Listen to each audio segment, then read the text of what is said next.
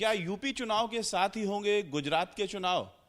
यह सवाल इसलिए उठ रहा है क्योंकि आम आदमी पार्टी ये दावा कर रही है कि वहां पर आम आदमी पार्टी की उपस्थिति बीजेपी के लिए सरदर्द बन गई है। हमारे साथ आम आदमी पार्टी के लिए बात करने के लिए हैं राघव चड्ढा, आम आदमी पार्टी के नेता। सर, आपने ट्वीट भी किया है और दावा है कि जो ये कदम उठाया गया है मुख्यमंत्री का, इसके पीछे कहीं ना कहीं आम आदमी पार्टी भी है। देखिए, भाजपा और कांग्रेस की एक मिली जुली एक साठगांठ के तहत गुजरात में कई दशकों से सरकार चलती आ रही थी। 27 साल से भाजपा गुजरात की सत्ता पे काबिज है। एक बहुत बड़ा गैर Bhajpa sentiment, anti incumbency sentiment होने के बाद भी एक कॉम्प्रोमाइज्ड कांग्रेस, एक समझौतित कांग्रेस भाजपा को चैलेंज नहीं दे पा रही थी। उनके साठगांठ में सरकार के बाहर भी और सरकार के भीतर भी उनका अपनी पार्टनरशिप चलती थी। जब से आम आदमी पार्टी ने गुजरात पे फोकस किया, आम आदमी पार्टी ने गुजरात में एक्सपेंशन किया, कैंपेन चलाए, ईसुदन गदवी से लेकर बड़े बड़े लोग, बड़े बड़े पर्सनालिटीज ने आम आदमी पार्टी ज्वाइन करी, आम आदमी पार्टी का ग्राफ बढ़ता नजर आया। जिसका सबसे बड़ा सबूत है कि गुजरात जो भाजपा का गढ़ माना जाता है, उस गढ़ में भाजपा का एक और गढ़ है जो उनका भीतर उनका गढ़ है, जिसे कहा जाता है सूरत। सूरत के चुनाव में भाजपा से जनता खूब नाराज थी और भाजपा से नाराज होने के बाद जनता ने आम आदमी पार्टी को वोट दिया, कांग्रेस को वोट नहीं दिया। जो नेचुरल रिप्लेसमेंट भाजपा की कही जाती है कांग्रेस, उसको वोट नहीं पड़ा और आम आदमी पार्टी को 27 सीटें देकर सूरत की जनता ने विजयी बनाया।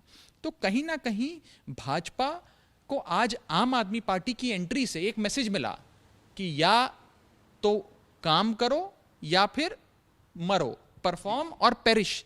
इस तरफ आम आदमी पार्टी ने भाजपा को धकेला और सूबे की जनता को, गुजरात राज्य की जनता को एक असली मजबूत विपक्ष क्या होता है वो महसूस कराया।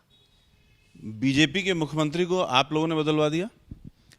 आज भारतीय जनता पार्टी उत्तराखंड से लेकर गुजरात तक अपने zero work chief minister, non performing chief ministers को बदलने के लिए इसलिए मजबूर है क्योंकि उन्हें एक मजबूत विपक्ष का, आम आदमी पार्टी के रूप में एक मजबूत विपक्ष का सामना करना पड़ रहा है, जो सरकार के भ्रष्टाचार से लेकर नॉन परफॉर्मेंस तक मुख्यमंत्री को घेरता है। उन्हें नजर आ गया कि इस चेहरे के साथ चुनाव में जाएंगे तो मुंह की खानी पड़ेगी, तो अब वो सोच रहे हैं कि चेहरा बदलो तो एंटी इनकम्बेंसी समाप्त हो जाएगी, जो होता नहीं है। लेकिन इसमें सबसे महत्वपूर्ण बात, जो सबसे महत्वपूर्ण राजनीतिक विश्लेषण मुझे नजर आता है, वो ये है कि कांग्रेस पार्टी जो एक अप्रासंगिकता की ओर अग्रसर है, वो पूरी तरीके से इन राज्यों में अप्रासंगिक होती जा रही है। और जो जगह कांग्रेस ने खाली करी और जो भाजपा से नाराज मतदाता है, ये दोनों अब आम आदमी पार्टी की ओर बड़ी उम्मीद से देख रहे हैं कि क्या ये पार्टी है जो एक दिल्ली मॉडल ऑफ गवर्नेंस की, केजरीवाल मॉडल ऑफ गवर्नेंस की दिल्ली में कमाल करने वाली पार्टी, क्या अब हमारे सूबे में भी एक ईमानदार सरकार चलाकर एक अच्छी काम की राजनीति को स्थापित कर सकती है। आज वो लोग जो हैं वो आज टकटकी लगाकर आम आदमी पार्टी की ओर देख रहे हैं। और एक चीज मैं आपको और कहूंगा, गूढ़ बात है, जितने लोग भाजपा को नहीं वोट देना चाहते, उससे ज्यादा मात्रा में लोग कांग्रेस को भी वोट नहीं देना चाहते। ये एक ओवरलैपिंग है। For every person who does not wish to vote for the BJP, there are more number of people who do not wish to vote for the Congress also. तो यहां पे जो स्पेस क्रिएट होता है, उसमें आम आदमी पार्टी अपनी पहचान बनाती नजर आ रही है। तो ये कयास लगाए जा रहे हैं कि यूपी के साथ ही गुजरात के चुनाव हो सकते हैं, क्या ये गलत है? देखिए, ये तो चुनाव आयोग का निर्णय है। उसके पहले भाजपा क्या विधानसभा डिसॉल्व करती है, ये सारी चीज़ें तो स्पेकुलेशन है, उस पर मैं ज़्यादा टिप्पणी नहीं करना चाहूँगा। लेकिन ये ज़रूर कहूँगा, ये भाजपा की बौखलाहट दिखाता है। आज तक कांग्रेस पार्टी एक खुला मैदान, एक वॉक ओवर देती आई भाजपा को, और उसी के चलते भाजपा उस खुले मैदान पे दौड़ता रहा। 27 साल से गुजरात में दौड़े जा रहा है। इतनी खराब परफॉर्मेंस और इतनी बड़ी एंटी इनकम्बेंसी होने के बाद भी भाजपा दौड़ा जा रहा है। लेकिन आज एक शक्ति आई, एक पार्टी आई, एक नेता आया, अरविंद केजरीवाल, जिसने भाजपा का रथ रोका, अश्वमेध रथ रोका। नगर निगम चुनाव के बाद ये माना जा रहा है कि बीजेपी ये मानती है कि अगर अभी चुनाव हुए तो उसकी जीत होगी, जल्द चुनाव हुए तो उनकी जीत होगी। भारतीय जनता पार्टी अपना चुनावी गणित अगर लगा रही है तो उन्हें बहुत बहुत मुबारक। और हो सकता है उस चुनावी गणित के चलते उन्हें समझ में आया हो कि 4.5 या 4 साल से जो सरकार चल रही थी, चाहे वो उत्तराखंड की 4.5 साल पुरानी सरकार हो या यहाँ की गुजरात की 3.5 साल पुरानी सरकार हो, ये निकम्मी निठल्ली सरकारें हैं। ये कोई चीफ मिनिस्टर कोई काम थोड़ी करते हैं। तो आप लोग अपनी मजबूती, गुजरात में अपनी मजबूती का दावा किस आधार पर कर रहे हैं? मैं बड़ा सरल उदाहरण देता हूं। आप अपने एबीपी न्यूज़ के किसी भी रिपोर्टर को आम आदमी पार्टी की नुक्कड़ सभा के पे भेजिए, जो छोटे छोटी नुक्कड़ पे गली मोहल्ले में आम आदमी पार्टी वहां मीटिंग्स कर रही है, उसमें कांग्रेस की बड़ी रैलियों के मुकाबले ज़्यादा भीड़ आ रही है। हम बुला नहीं रहे लोगों को, लोग अपने आप आम आदमी पार्टी की ओर खींचे चले आ रहे हैं। और हम नहीं गुजरात गए, गुजरात के लोगों ने आम आदमी पार्टी खड़ी करी और लोगों ने कहा कि अब वैकल्पिक राजनीति चाहिए। आप एक चीज़ और बड़ी ध्यान से देखिएगा, जहां जहां भी बीजेपी और कांग्रेस का ये म्यूजिकल चेयर चलता है, बड़ा ही सुविधाजनक म्यूजिकल चेयर, 5 साल आप 5 साल मैं, जैसे उत्तराखंड में 20 साल से चलता है, 5 साल आप लूटो 5 साल मैं लूटूंगा, 5 साल आप लूटो 5 साल मैं लूटूंगा। इस म्यूजिकल चेयर से जनता परेशान हो गई है। अब जनता मेरी विकल्प है। अगले चुनाव के बाद आम आदमी पार्टी अपने आप को मुख्य विपक्ष के रूप में देखती है या आपको लगता है कि मेरा मुख्यमंत्री होगा? देखिए, हम लोग एक छोटी सी पार्टी हैं, बहुत ही कम संसाधन वाली, ईमानदार काम की राजनीति करने वाली राजनीति वाली पार्टी है। मेरा अपना ये मानना है, मेरा अपना ये सपना है, मेरा अपना ये विश्वास है कि एक एक कर आम आदमी पार्टी का ध्वज हर राज्य में लहराएगा और हर सूबे की जनता केजरीवाल मॉडल ऑफ गवर्नेंस को देखते हुए अरविंद केजरीवाल के नाम पर झाड़ू का बटन दबाकर आम आदमी पार्टी को विजयी करेगी।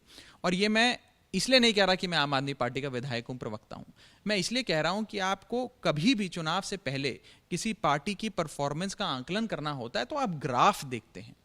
आज उत्तराखंड में या गुजरात में आज से 6-8 महीने पहले आम आदमी पार्टी शून्य पर थी, ना संगठन, ना चर्चा, ना लोग, ना कैंपेन, ना बातचीत। लेकिन 6-8 महीने में जो हमने काम किया तो हमारा ग्राफ ऐसे जा रहा है ऊपर की तरफ। अगर इसी रफ्तार पे, इसी स्पीड पे हमारा ग्राफ बढ़ता गया तो जाहिर सी बात है हम आसमान छुएंगे। और जैसे हमारा ग्राफ जा रहा है ऐसे ही बीजेपी और कांग्रेस का ग्राफ नीचे आ रहा है। कहीं पे इंटरसेक्शन होगा, फिर हम उनको मात देके ये भी कहा जा रहा है कि चूंकि बीजेपी को ये डर है कि अगर चुनाव देर से हुए या टाइम पर हुए तो आम आदमी पार्टी को बड़े नेताओं को अपनी ओर करने का मौका मिल जाएगा। क्या इस तरह की कोई कोशिश चल रही है आम आदमी पार्टी की ओर से? कि हम तो, हमारे नेता अरविंद केजरीवाल जी सदैव से कहते आए हैं कि ये एक धर्म युद्ध है और इस धर्म युद्ध में जिन जिन लोगों को लगता है सच्चाई, ईमानदारी और धर्म हमारे साथ है, उन्हें हमारे साथ आना चाहिए। और बड़े बड़े ईमानदार लोग, अच्छे लोग अन्य पार्टियों में, सामाजिक जीवन में भी हैं, वो हमारी ओर आ रहे हैं, खींचे चले आ रहे हैं, हम उनका स्वागत करते हैं। लेकिन जिस व्यक्ति के दिल में गुजरात को बदलना है, गुजरात का भला है, व्यक्तिगत भला नहीं, गुजरात के भले की सोच है, उसका स्वागत है आम आदमी पार्टी में। गुजरात में क्या एजेंडा है आप लोगों का और क्या आप लोग वादे करेंगे अगले चुनाव में? एजेंडा तो आपको आने वाले समय में मुख्यमंत्री अरविंद केजरीवाल जी, जो हमारी पार्टी के राष्ट्रीय संयोजक भी हैं, वो समय समय पर आपको ज़रूर बताएंगे। लेकिन एक चीज़ बड़ी साफ है, वो ये है कि भारतीय जनता पार्टी की राजनीतिक प्रयोगशाला और उनका गढ़ कहने वाला गुजरात आज आम आदमी पार्टी से, उनकी वहाँ की राज्य की इकाई डरती नजर आ रही है। आज यदि आप गुजरात के भाजपा के किसी नेता से बात करेंगे, उसे कांग्रेस से डर नहीं लगता, उसे कांग्रेस के नेताओं से, कांग्रेस के नेताओं के बयानों से, उनकी रैलियों से, मीटिंगों से, उनकी राजनीतिक हलचल से डर नहीं लगता। उन्हें डर लगता है अरविंद केजरीवाल से, उन्हें डर लगता है आम आदमी पार्टी से। ये हमारी जीत है कि हम अपने काम के, अपनी ईमानदारी के नाम पे एक वैकल्पिक राजनीति की सोच, एक वो सपना गुजरात के लोगों को दिखा पा रहे हैं और सफलता मिल रही है। राजनीतिक पार्टी की सफलता चुनाव में तय होती है। सूरत का जब चुनाव हुआ, जो भाजपा के गढ़ का गढ़ है, गढ़ में जो उनका गढ़ है, जो माना जाता था कि कभी भी उस गढ़ को कोई पार्टी नहीं तोड़ पाएगी, वहां पर जब चुनाव हुआ तो लोगों ने भाजपा को नहीं चुना और उसकी नेचुरल ऑपोजिशन कही जाने वाली कांग्रेस को नहीं चुना, लेकिन आम आदमी पार्टी को चुना।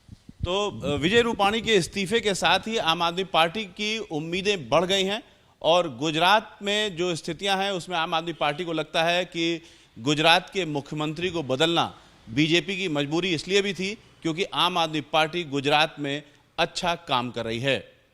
Ravikant, ABP news, Delhi. ABP news आपको रखे आगे।